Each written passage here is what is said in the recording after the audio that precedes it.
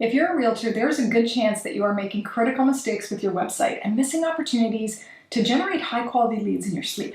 So in this video, I'm going to cover the 4 most popular choices that realtors make when building their website and why each of them can be a mistake. Also, make sure that you stick around to the end because I'm going to be sharing how you can get a checklist of the 11 things that your website needs to generate leads on autopilot. If we haven't met before, my name is Jen Percival and I help women in real estate start and grow a business that they're proud of. I've been a realtor since 2008 and I built a business I loved without ever using any old school tactics like door knocking or cold calling or any of that stuff. My website was at the heart of my success, so I'm sharing some of my tips and strategies to help you get the same from yours. All right, before we jump into the options that you've got for your business website, if you don't have one and you don't think you need one, make sure that you check out this video where I share some stats that might make you want to question that decision. When choosing a website for your real estate business, the first and probably most popular choice is to take the website that your brokerage provides to you for free. This might feel like a quick and easy solution for kind of getting that online presence so people researching you can actually find you, but there's a few reasons why it is not the best choice. The most important reason for having a website is to generate leads. The only way that you can generate leads is for your website to get found, and the only way that your website is going to get found is for you to create unique content on it. In a previous video, I likened websites to building a house in the middle of nowhere that nobody knows about. That house is never going to get found by anyone unless you build roads to it. Your website is the same thing. The site itself is not what gets found. It's the content on the website that gets found. So your content are the roads that lead to the website. No content, no roads, no one finds you. So building a website with a few pages on it and thinking that leads are going to magically start pouring in, it's never going to happen. But when you do create consistent and unique content on your website, roads get built to it, and then those roads get put on maps, and then the GPS systems start to guide people to your website. So let's say you spent a few years at a brokerage, and you've put some effort into your website, and you've been creating consistent content, and it's actually starting to rank in the search results, and all of a sudden, you're getting calls from people. Well, what if you decided to leave that brokerage? You know what happens? Your house gets demolished, all of the roads get dug up, and you are no longer listed on a map. You've got to start over completely from scratch. What a waste of time and a total loss to your business. So that's the biggest risk when using a website provided by your brokerage, but it's not even the only problem. Number 1, brokerage websites are notoriously slow because they usually share all the same server, and a slow website is a dead website. Because you don't own it, you often can't customize it and take advantage of all of the tools that it can offer to help you generate leads. And lastly, it's the same website that every agent at your brokerage uses, and that doesn't exactly differentiate you. It tells prospective buyers and sellers that you took the easy route marketing yourself, and they're going to question whether you might do the same marketing their property as well. All right, the second option that many agents choose for their website is to get it from a company that rents real estate websites. Usually these sites have an IDX feed on them, which basically means that it includes MLS listings on it. And so that's kind of what they use to rope you in. So unsuspecting agents are led to believe 2 things about having IDX listings on your website that are a little bit misleading. Number 1, they're led to believe that having MLS listings on their site is going to magically generate organic leads for them. It won't.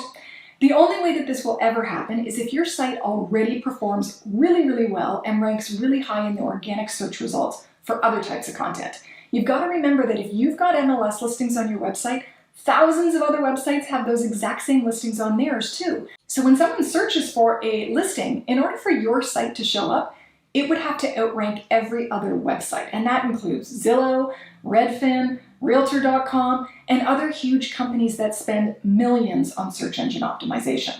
So the only way an IDX website will generate leads for you is through using a paid advertising strategy with those listings. But even if you're doing that, the leads tend to be pretty poor quality because once again, you're not the only one doing it. There are likely many agents all hounding the same leads. So it's really hard to get noticed, build the connection needed, and convert those leads into clients. All right, the second reason agents believe they need MLS listings on their website is so that buyers can search for properties on MLS directly from their website. And while this is a compelling reason for a new agent especially who doesn't have many, if any, of their own listings, it's also a bit misleading. Depending on what type of IDX feed you have, it's not going to include all listings on the market.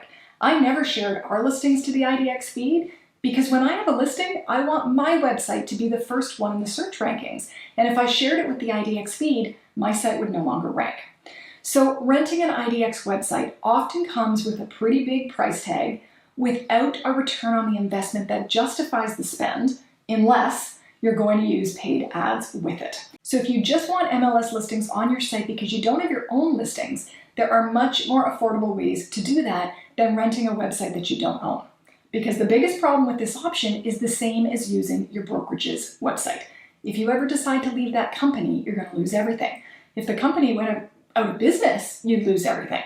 You're basically handcuffed, and that is never ideal. All right, moving along to option number 3. The third option a lot of kind of well-meaning agents do is sign up for a website that they own, which is great, on platforms like Squarespace or Wix. And they often choose these platforms because they are kind of touted as being really user-friendly and easy to build with drag-and-drop websites, which they are. The problem with these websites is that the simple templates just can't handle the complexities of a real estate website.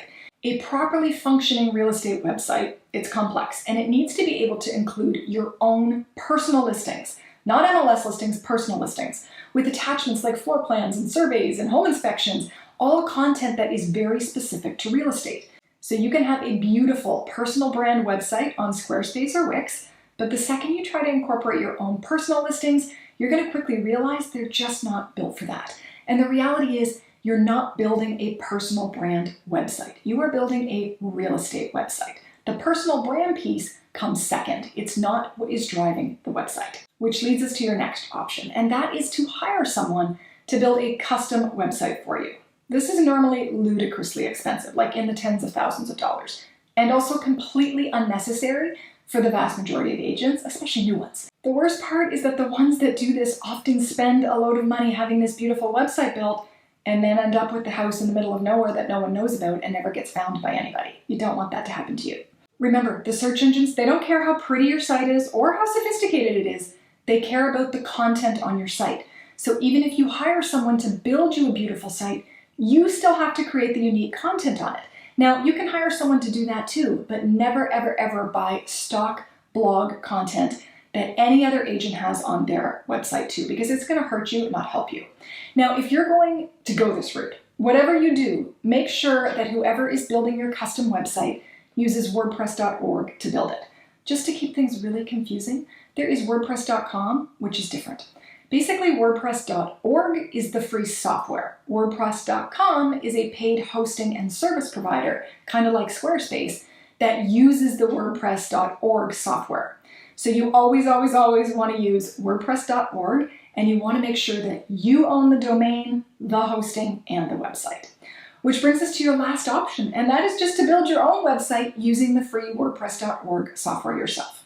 Doing this will allow you to build a gold standard website that you will own for life, that you can take anywhere you go, and that will always have the functionality that it needs for a real estate business that grows with you. If you decided to open your own brokerage one day, your website would be able to accommodate it. Now, anyone that has tried to build a WordPress website from scratch will likely tell you that it was intimidating, confusing, overwhelming, and downright frustrating. But that is usually because they tried to do it without a recipe.